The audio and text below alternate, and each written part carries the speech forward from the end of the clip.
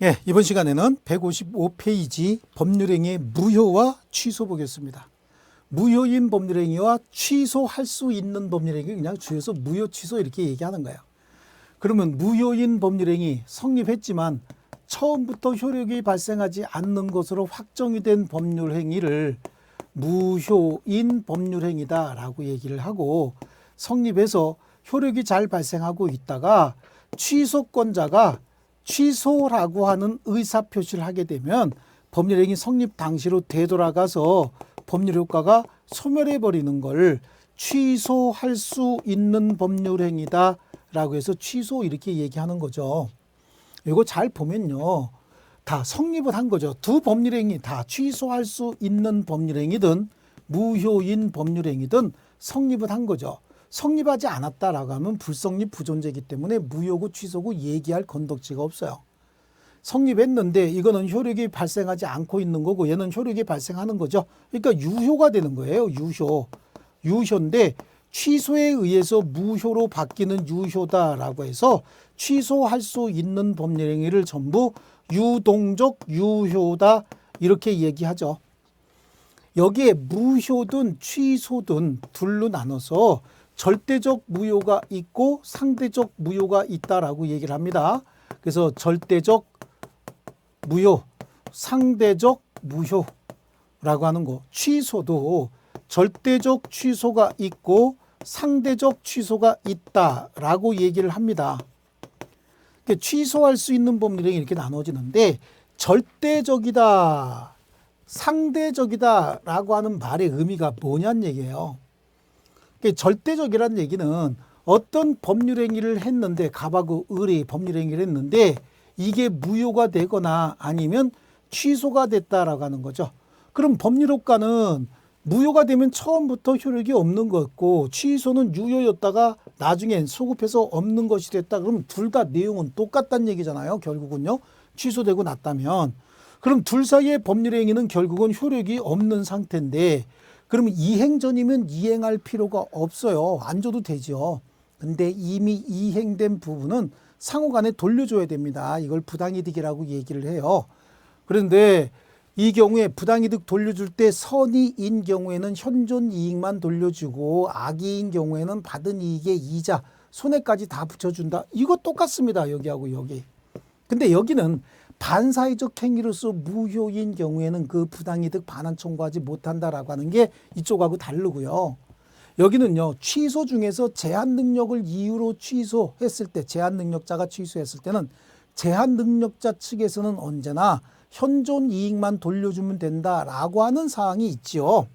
그런 차이가 있는데, 절대적이다, 상대적이다라고 하는 말의 의미는 이게 무효 내지는 취소가 됐는데 그에 따른 급부가 있었다. 그럼 급부물은 되돌려줘야 되는데 무효 또는 취소를 기초로 새로운 이해관계 맺은 자가 있대요. 그럼 이 새로운 이해관계 맺은 자는 이 물건을 급부받은 자다, 그런 얘기죠. 이때 얘가 선의가 됐든 악의가 됐든 무조건 이거 무효가 됐으니까 목적물 돌려놔라 라고 요구할 수 있으면 이걸 절대적 무효 내지는 절대적 취소라고 하고, 이렇게 무효 또는 취소가 됐는데 제3자가 혹시 선의인 경우에는 얘한테는 되돌려놓아라 라고 얘기할 수 없으면 그걸 상대적 무효 내지는 상대적 취소다라고 이야기하는 겁니다.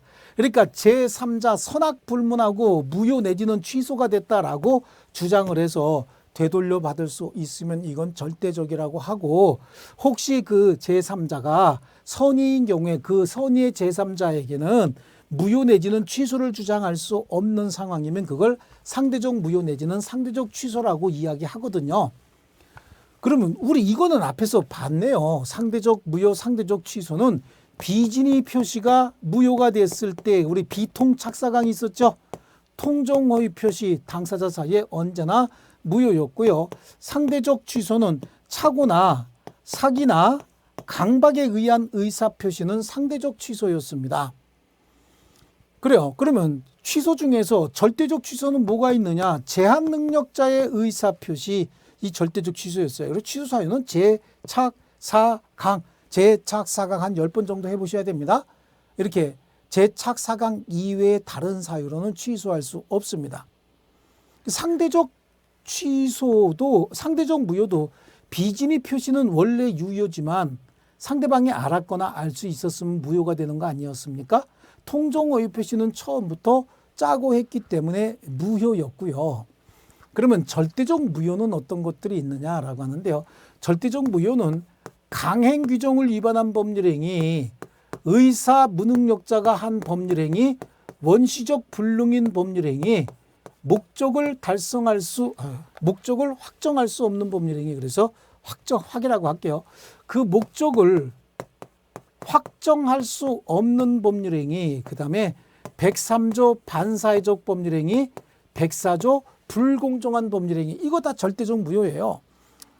물론 이제 뒤에 가면 불법 조건이 붙어 있는 법률행위다라고 해서 이제 조건 가지고 따질 일이지 법률행위 자체만 가지고 따질 일은 아니거든요. 그래서 여기서는 이 정도만 알아두셔도 충분합니다.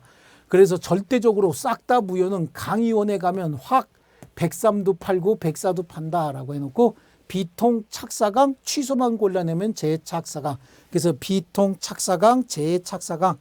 그래서 비통 착사강은 뭔데요? 상대적 무효 내지는 상대적 취소다라고 하는 거하고 재착사강을 묶어냈다는 얘기는 이거 뭐죠? 취소할 수 있는 법률행위. 그럼 나머지는 다 절대적 무효. 절대적 무효 이 정도 알면 충분한데 강의원 확 103, 104 정도만 아시면 충분하다.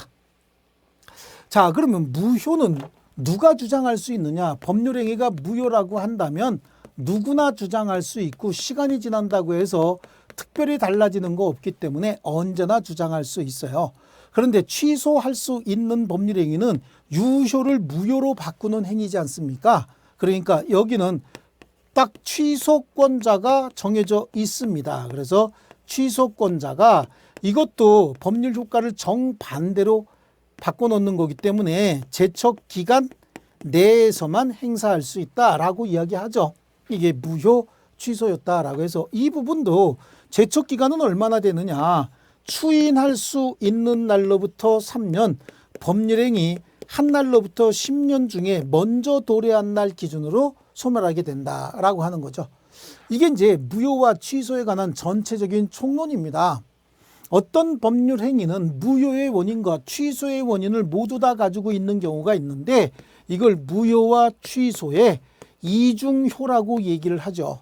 이렇게 무효와 취소의 이중효가 성립하게 되면은 주장할 수 있는 자는 무효를 주장할 수도 있고 취소를 주장할 수도 있습니다. 어떤 거든지 자기가 편리한 거 하나 주장해서 입증하면 된다. 그럼 어떤 게 이중효냐? 제한 능력자 내지는 미성년자가 의사 무능력 상태에서 법률행위를 했다라고 나오든지 아니면 미성년자가 불공정한 법률행위의 피해자가 됐다 이런 식으로 전개해 나가도 되는 거죠. 그래서 이게 이제 무효 취소 총론적인 부분이에요. 이 부분은요 전체적으로 이해하는데 조금 유리하니까 여러분 이 표를 또 그대로 그려 놓으시고 이대로 펼쳐 놓으시고 또 뒤에 부분 이해하시면서 쫓아오셨으면 좋겠습니다. 자, 그러면 다음 페이지를 한번 가시죠. 뭐가 있느냐 본격적으로 내용으로 들어가면요. 무효는 설명하고 있습니다. 처음부터 효력이 발생하지 않는 거. 취소는 유효했다가 나중에 취소하게 되면은 소급적으로 소급해서 무효가 되는 의사표시다라고 해서 본질적인 차이, 소송적인 차이 이런 거 객관식 문제에 전혀 필요 없는 내용이니까 넘어가셔도 관계없습니다. 무슨 보정상의 차이 이것도 필요 없습니다. 자, 인정기준, 무효와 취소의 인정기준 및 그 원인이다라고 하는데 이것도 객관식 시험에는 주관식 시험은 모르겠으나 전혀 필요 없는 내용입니다. 그럼 무효 원인과 취소의 원인을 한번 나눠봐야 되겠죠. 그래서 무효 원인은 의사 무능력자의 법률행위다라고 하는 거. 의사 무능력자는 자기 행위가 옳은 행위인지 그른 행위인지 판단할 수 없는 자들이에요. 그래서 연령뿐만 아니라 술에 만취한 자들, 판단 능력이 없는 자들, 그러니까 너무 어린 애기들 있잖아요. 젖먹이 애기들 이런 애들은 그 의사 무능력자라고 봐야 되고 만취한 자도 그렇습니다. 상대방의 진위 아님을 알았거나 알 수 있었을 경우에 비진위 표시, 통정오유 표시 이거는 상대적 취소였죠. 상대적 무효였죠. 참 죄송합니다. 이거는 상대적 무효였고요. 왜냐하면 제3자 보호 규정이 있는 거였고요. 원시적 불능인 법률 행위와 목적이 불확정적인, 그 목적이 불확정인이라는 얘기는 지금은 불확정이라도 나중에라도 확정할 수 있으면 되기 때문에 목적을 확정할 수 없는 이라고 바꿔주셔야 됩니다. 목적을 확정할 수 없는 법률행위다라고 해서요. 그 다음에 강행법규를 위반했다. 그 다음에 선풍기질서 103조 위반했다. 불공정한 법률행위다. 이런 정도가 무효죠. 나머지 불법 조건이 붙어 있다. 당연히 무효죠. 그 다음에 물권법 규정은 우리 강행 규정이기 때문에 민법 규정과 달리 물권을 적용하기로 했다. 이거 다 무효입니다. 무효. 상대방 없는 단독행위를 무권대리인이 했다. 상대방 없는 단독행위 무권대리인이 하면 그건 절대적으로 무효고 또 추인할 수도 없다라고 해서 우리 무권대리 쪽에서 배웠네요. 그럼 취소의 원인은 우리 아까 표 그려드린 거 그겁니다. 제한 능력자가 한 의사표시, 그래서 미성년자 피한정 후견인, 피성년 후견인의 법률행위는 취소할 수 있다라고 하는데 미성년자의 법률행위를 취소하려면 법정 대리인의 동의 없이 했을 때 취소할 수 있는 거고 피한정 후견인의 법률행위는 피한정 후견인이요. 법원에서 피한정 후견인이 법률행위 할 때 그 한정 후견인의 동의를 받아다 피자가 들어갔느냐 안 들어갔느냐에 따라서 당사자가 완전히 달라지죠. 그런 행위 동의 없이 했을 때 취소할 수 있는 거고 그래서 제한 능력, 착오, 사기, 강박에 의한 의사표시들이 취소할 수 있는 의사표시예요. 여기 문제와 같이 이게 이제 여러분 기출문제예요. 무효인 법률행위에 해당하는 것은 그러면 강의원, 확, 103, 104하고 비진입 표시의 무효, 통정호의 표시 이걸 찾아야 되죠. 나머지 제한 능력자의 의사표시나 착오, 사기, 강박에 의한 의사표시는 취소할 수 있는 의사표시잖아요. 그래서 착오, 사기죠. 기망이니까. 또 대리인의 사기니까 이것도 기망, 사기에 의한 의사표시, 착오, 사기, 강박. 상대방 유발에 의한 착오. 그러니까 여기도 착오, 사기, 사기에 의한 의사표시니까 다 취소할 수 있는 행위고 이거는 103조 반사회적 행위에 의한 거잖아요. 그러니까 이거는 무효인 행위가 돼야 되죠. 이렇게 아주 쉽게도 그냥 간단하게 암기만 해놓으면 맞출 수 있는 문제들도 종종 등장합니다. 자, 법률행위 무효부터 봅니다. 무효는 불성립 부존재와는 구별이 된다라고 하고 있는데요. 불성립 부존재다라고 하는 거요. 불성립 부존재는 아예 처음부터 존재하지 않는 거기 때문에 무효, 유효 이런 걸 따질 수가 없어요. 그래서 불성립 부존재는 무효와는 달라 무효든 취소든 성립은 한 겁니다. 그래서 무효의 효과 보시면 이행된 경우에는 부당이득으로 반환해야 된다. 그래서 무효면 법률 효과가 발생하지 않는다. 이 얘기는 왜 하고 싶으냐면 이행 전이면 이행할 필요가 없다. 근데 이미 이행된 경우에는 부당이득을 돌려줘야 된다라고 하는 거야. 무효는 처음부터 법률 효과가 발생하지 않습니다. 그러니까 무효의 내용에 따른 급부전, 이행 전이면 이행하지 않아도 된다는 얘기죠. 근데 이미 이행된 부분을 어떻게 할 것이냐 그랬으면 이행 후면은 이행된 부분은 돌려줘야 됩니다. 부당이득으로서 반환을 해야 되는데 반환하지 않으면 부당이득 반환 청구할 수 있는데 그러면 부당이득 반환 청구 모두가 다 가능하냐? 안 되는 경우도 있지요. 요걸 제외하고 나머지는 다 가능한데 안 되는 경우가 뭐냐라고 하는 거죠. 103조 반사회적 법률행위, 불공정한 법률행위, 수익자의 행위는 이건 불법원인급여에 해당합니다. 그래서 이 불법원인급여라고 하는 거 요거는 요 103조와 103조 여기에만 있습니다. 해당하면 이행되기 전이면 이행할 필요 없지만 이행된 부분도 부당이득 반환 청구할 수 없습니다. 그 얘기는 빠져 있죠. 예, 빠져 있지만 같이 정리하셔야 되고요. 여기 보니까 이것도 이제 어떤 그 기출 문제 같은데 선의의 제3자에게 대항할 수 없는 경우 비통착사강 고르라는 얘기잖아요. 비통착사강. 그래서 행위무능력, 행위무능력이 아니라 이건 제한능력이라고 고쳐주셔야 됩니다. 이것도 또 여러분 이거 고치세요. 행위무능력은 이제 없어졌어요. 제한능력이다라고 고쳐주셔야 됩니다. 2013년도부터 바뀌었습니다. 꽤 오래됐죠. 예, 좋습니다. 그 다음에 이중효의 문제. 그래서 무효도 취소도 두 가지 원인을 다 가지고 있는 경우에 무효와 취소의 이중효의 문제가 발생을 한다. 그래서 미성년자가 의사 무능력 상태에서 계약을 체결했다라고 하는 거죠. 자, 이거 굉장히 건전하게 나오는 건데 어떤 경우에 미성년자가 만취 상태, 의사 무능력자는 보통 만취자를 의사 무능력자라고 얘기한다. 그래서 미성년자가 만취 상태에서 법률 행위했다. 이런 식으로 쓰레기 같은 예를 드는 경우도 있어요.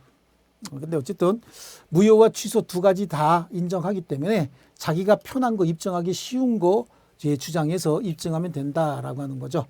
이때 무효의 종류는 절대적 무효와 상대적 무효, 이거는 제3자 선악 불문하고 제3자에게도 무효를 주장할 수 있다. 즉 대항할 수 있으면 절대적, 선의의 제3자에게는 주장할 수 없으면 상대적, 이렇게 공부를 했죠. 그 종류 또 다시 나오고 있습니다. 이거 뭐 예를 또 이렇게 반복해서 나오고 있어요. 그냥 우리 강의원 확 103, 104 이거는 절대적 무효에 해당하고, 그다음에 비진의 표시가 무효라든지 통정 허위 표시로서 무효인 경우에는 상대적 무효에 해당한다라고 하는 겁니다. 당연 무효와 재판상 무효에 당연 무효 줄쳐놨죠. 이 당연 무효라고 하는 것은 우리 민법상 무효는 당연 무효예요. 소송을 하지 않아도 당연히 무효로 인정이 됩니다. 왜 당연히 무효라고 인정이 될까요? 라고 하는 거죠. 왜 당연히 무효라고 인정할까요? 우리 민법에 무효라고 해놨으니까 당연히 무효고요. 전부 무효와 일부 무효인데 어떤 법률행위가 전부 무효의 원인을 가지고 있으면 전부 무효가 되겠지만 일부만의 무효 원인이 있으면 일부만 무효가 된다라고 해서 이렇게 여기가 이제 담장이고 여기는 이제 출입문이 이렇게 있는 이런 좀 들어가면서 이런 두 동의 건물이 있는 토지를 매수하기로 했는데 매매계약 체결 후 한 동이 멸실이 됐다는 얘기죠. 이런 경우에 법률행위 일부분에 무효가 됐다라고 하는 거죠. 그래서 법률행위 일부분이 무효인 땐 그 전부를 무효로 한다. 이게 원칙이고 사실은 여기에 부합되는 판례가 대부분 90% 이상은 전부 무효를 주장하고 있는 판례예요. 그러나 무효 부분이 없더라도 즉 이게 없어도 법률행위를 하였을 것이라고 인정될 때 나머지 부분은 무효가 되지 않는다. 그럼 요거만 가지고 유효를 할 수 있다는 얘기죠. 그래서 토지하고 주된 건물 하나만 가지고도 유효를 할 수 있다. 그럼 요 부분만큼은 대금 감액하면 되겠네요. 요 부분은요. 그렇죠. 대금 감액으로 해결하는데 어떤 경우냐면 어차피 매수인이 주차장을 만들기 위해서 이거는 철거하고 여기다가 포장을 해서 별도의 주차장을 하나 만들려고 했어요. 그러니까 어차피 자기도 사면 이거는 철거하려고 했는데 무슨 사유에 의해서인지 이게 무효가 됐다. 그럼 매수인은 무효 부분이 없어도 법률행위를 했을 거 아닙니까? 그럼 나머지만 가지고도 유효가 될 수 있다라고 하는 겁니다. 그래서 전부 무효, 일부 무효 다시 설명하죠. 그래서 일부 무효의 의의다라고 하는데 이제 이거 국토이용관리법도 이제 국토이용관리법이 국토의 계획 및 이용에 관한 법률이다라고 해서 바뀌었다가 지금 공인중개사 업무 및 무슨 뭐 거래 신고에 관한 법인가요? 그걸로 바뀌었습니다. 그래서 이제 국토이용관리법이 국토의 계획 및 이용에 관한 법률이다라고 하는 건 법명만 바뀌었지만 아예 이제 적용 대상 법이 바뀌었기 때문에 이 법은 언급이 더 이상 안 될 겁니다. 그래서 토지거래 허가 구역 내에 토지와 건물을 매매했다. 자, 이 내용은 뭐냐면 토지거래 허가 구역 내에서 토지거래를 하려면 관할관청에 미리 허가를 받아야 돼요. 사전에 허가를 받아야 되는 거예요. 근데 당사자 그냥 편의상 사후에 허가받는 것도 투기 목적이 아니라고 한다면 그것도 인정해 주겠다는 겁니다. 그래서 토지거래 허가 구역 내에서 갑이 자신의 토지와 지상 건물을 일괄해서 을에게 매매하기로 약속을 했는데 이때 건물에 대한 거래는 이거는 그 거래와 함께 그대로 유효입니다. 유효인데 토지에 대한 거래는 일단은 허가를 대상이 되다 보니까 무효가 되는 거죠. 그런데 우리나라 등기법 체계를 보시면 토지와 건물은 전혀 별개의 부동산이고 등기부도 각각 별도로 존재하고 있는 거죠. 그러니까 매수인 입장에서 봤을 때는 토지와 건물은 각각의 부동산으로서 토지만 거래하거나 건물만 거래하는 것도 완벽하게 유효니까 이 경우에 두 개의 물건 아니냐. 그러니까 이거라도 먼저 소유권 이전 등기해달라라고 소송이 제기가 됐을 때 우리 판례가 판단하기는 토지와 건물을 일괄해서 매매계약 체결했을 때 혹시 건물에 관한 거래는 유효고 토지에 관한 거래가 무효라고 한다면 통상적인 사회관념에 따라서 특별한 사정이 없는 한 토지거래 허가를 받아서 토지에 대한 거래도 유효로 확정되고 난 다음에 토지와 건물을 일괄해서 매매해라 라고 하는 게 우리 판례인 거예요. 그래서 거기 토지거래허가 구역 내 토지와 건물을 허가 없이 일단 매매했답니다. 그러면 이 경우에는 법률행위 일부 무효의 법리에 따라서 원칙적으로 전부를 무효가 되고 무효 부분이 없더라도 법률행위를 하였을 것이라고 인정되면 나머지 부분은 유효라고 하고 있다라고 하는 거죠. 그래서 여기도 판례 지금 나오다 마른 건데 이 판례가 토지에 대한 거래는 허가받지 않았으니까 무효다. 그러면 원칙적으로 전부 무효로 하기 때문에 건물만 이전 등기 청구할 수는 없다라고 하는 게 특별한 사정이 없느냐요. 자, 이게 이제 전부 무효, 일부 무효였다라고 하는 거죠. 자, 그다음에요. 확정적 무효와 유동적 무효가 나오겠죠. 네, 확정적 무효와 유동적 무효. 일부 무효의 요건이다라고 하는 거 무효까지 보고 갈까요?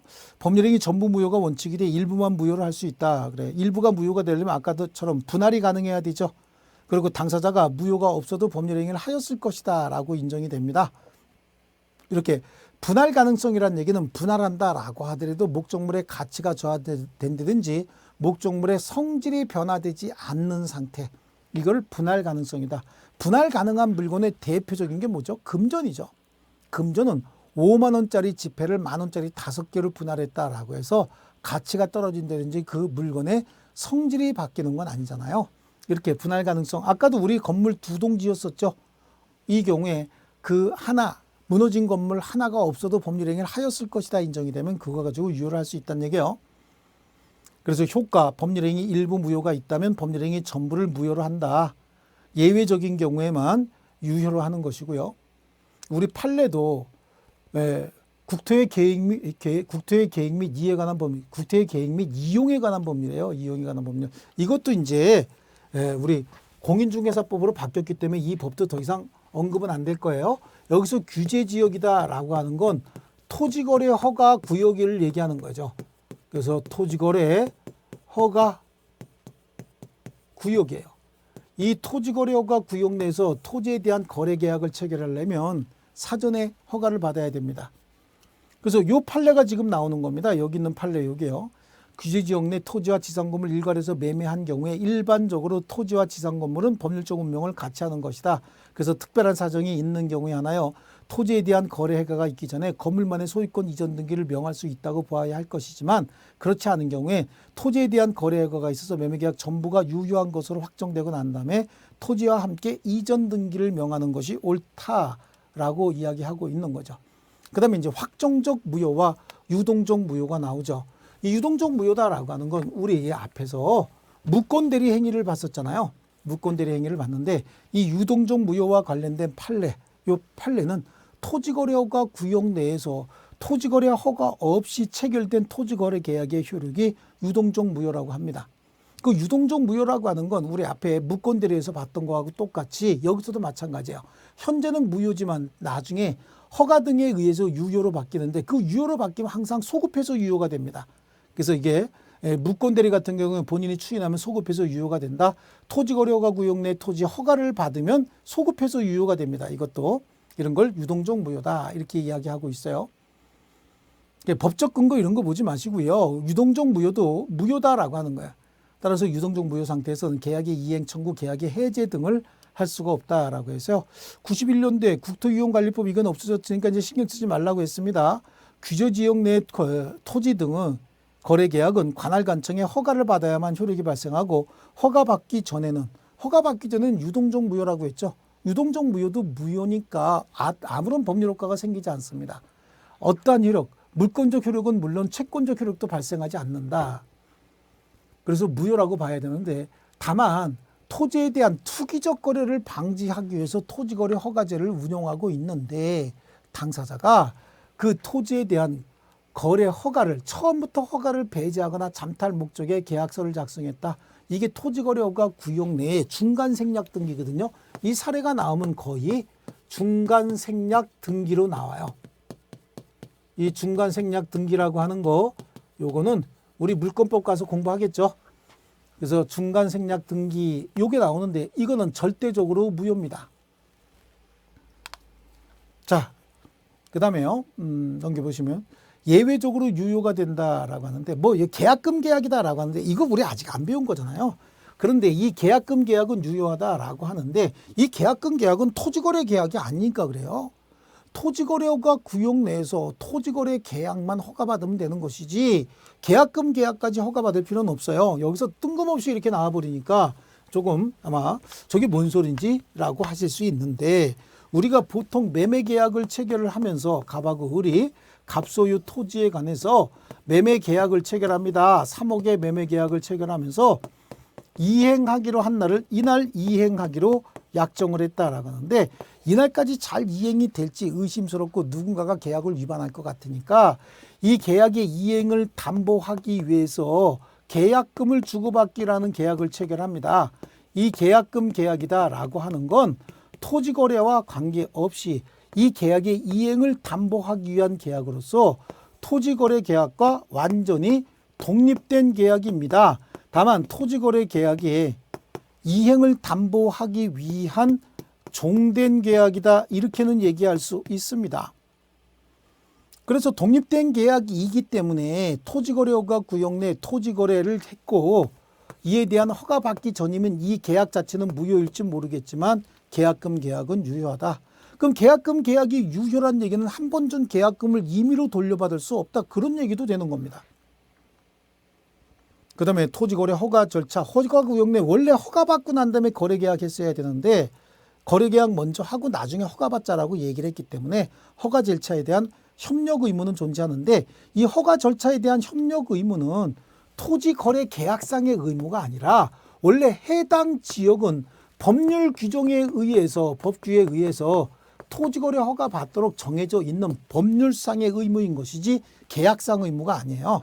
그래서 허가 절차에 협력 의무가 있다라고 하더라도 그 협력 의무를 거부하면 이를 소송을 통해서 청구하는 건 모르겠으나 또는 손해배상을 청구할 수는 있겠지만 협력 의무 위반을 이유로 계약 자체를 해지할 수 없다. 왜냐하면 여기서 토지거래 허가 절차 협력할 의무는 법률 규정에 의해서 생긴 의무지 토지거래 계약과 관련된 의무가 아니죠. 그래서 그 자체를 해지할 수는 없다라고 하는 거죠. 계약 자체를 협력 의무 이행하지 않는다라고 해서 계약 자체를 해지할 수는 없다라고 하는 거고요. 우리 대부분의 판례가 그러면 계약금은 어떻게 할 것이냐라고 하는 게 나오죠. 계약금은 별도의 계약이니까 유동적 무효 상태에서 계약금을 돌려달라고 할 수는 없고 유동적 무효 상태가 확정적으로 무효가 됐을 때 달라고 할 수 있다라고 하는 거고요. 계약금 계약은 유효니까 토지거래 허가 받기 전에도 배액을 상환하거나 계약금을 포기하고 계약을 해지하는 건 가능하다라고 하는 게 여기 있는 판례죠. 계약금 계약 자체는 토지거래 계약이 아니기 때문에 이 자체의 효력은 유효다라고 하는 겁니다. 자, 그 다음에 유동적 무효 상태에 있는 거래 계약이요. 유동적 무효도 무효 아닙니까? 그러니까 계약의 내용에 따른 채무 이행 책임도 없고 또 협력 의무를 할 의무는 법정상 의무라고 얘기했잖아요. 법정상 의무이기 때문에 협력 의무를 이행하지 않았다 해서 거래 계약을 해지할 수는 없다. 왜냐하면 이건 법규상 의무지 계약상 의무가 아니었다라고 하는 겁니다. 그 나머지 내용은 그냥 뭐 그렇게 중요한 내용들은 아닙니다. 그래서 그냥 읽어보시면 되겠고요. 토지거래허가 구역 내 중간 생략 등기는 무조건 무효다라고 하는 거 이거는 대단히 중요합니다. 이게 허가의 배제 내지는 잠탈 목적의 계약이다라고 하는 거 인식해 주셔야 됩니다. 그 다음에 확정적 무효로 전환되는다. 불허가 처분이 있다든지 처음부터 허가를 배제하거나 잠탈할 목적의 계약은 걸리면 확정적 무효가 됩니다. 이게 토지거래허가 구역 내 토지에 대한 중간 생략 등기라고 얘기를 했죠. 이거는 확정적으로 무효가 된다라고 하는 거죠. 그래서 유동적 무효 이렇게 봤고요. 그 다음에 무효행위의 전환이다라고 하는 거죠. 이 무효행위의 전환이다라고 하는 거. 우리 요거 하기 전에 우리 일부 무효의 법률은 이미 봤죠. 그래서 무효행위의 전환이라고 하는 167페이지 요거는 다음 시간에 계속하기로 하겠습니다. 자, 여러분 수고 많이 하셨습니다.